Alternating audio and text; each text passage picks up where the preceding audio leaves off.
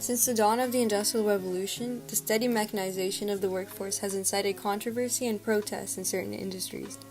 Two of the biggest private sectors which have felt the effects of machinery are agriculture and mining. By comparing their modern income, we can see which was affected the most by the rise of machine labor.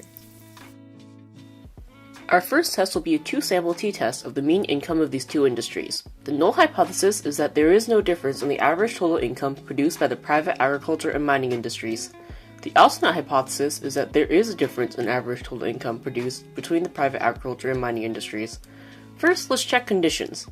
For now, let's assume that the average total incomes produced by the two industries are independent from each other. For the randomization condition, we will assume that these 8 quarter years our data is based off of is representative of the industries. The histograms of the two industries are both roughly unimodal with no outliers. For 10%, these 8 quarter years from 2016 to 2017 are less than 10% of all the quarter years of the industries.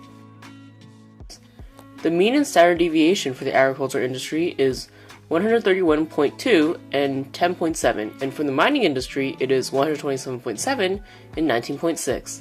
The sample size for both is 8. The calculated t-value is 0.439,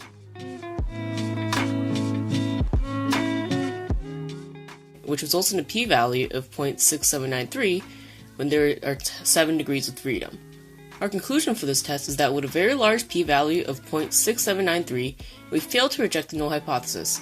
There is insufficient evidence of a clear difference in the average total income produced between the private and agriculture mining industries in 2016 to 2017. Let's check this result with a confidence interval. Conditions have already been checked, and using the previously mentioned sample statistics, we end up with this 95% confidence interval.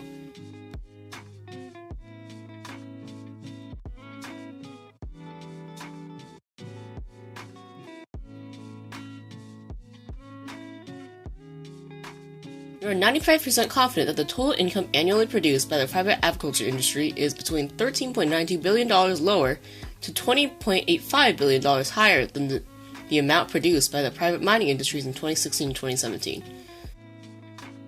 Since the interval contains 0, it is possible that there is no difference in the total income between the two industries, which supports the result of our significance test.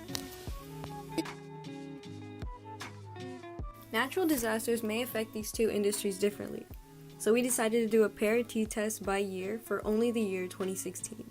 Our null hypothesis is that there is no difference in the mean total incomes of the mining and agricultural industry in 2016, and our alternative hypothesis is that there is a difference between the mean total incomes of the mining and agricultural industry in the same year. For our conditions, we decided that our data is paired, the graph of our quarters is nearly normal, and the 4 quarters is less than 10% of all the quarters.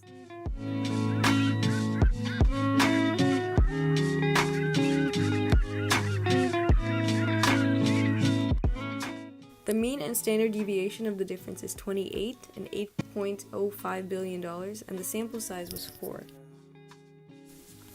The calculated t-value turned out to be 6.96, which resulted in a tiny p-value of 0.00305.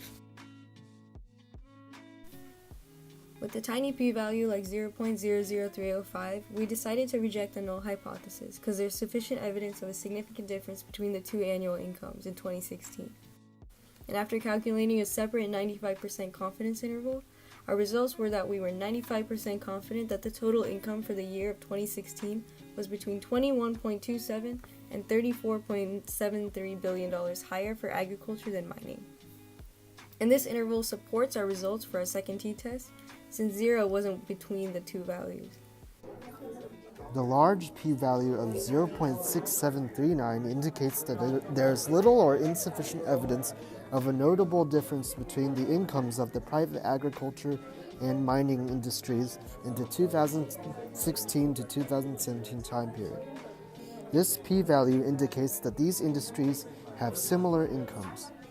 The tiny p-value of 0.00305 indicates that when two industries were faced with natural disasters in 2016, there was a significant difference between the two incomes.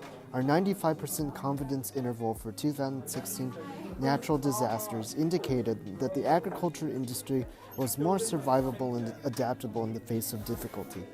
If given unlimited resources, we would gather the data by hour for more accurate comparisons.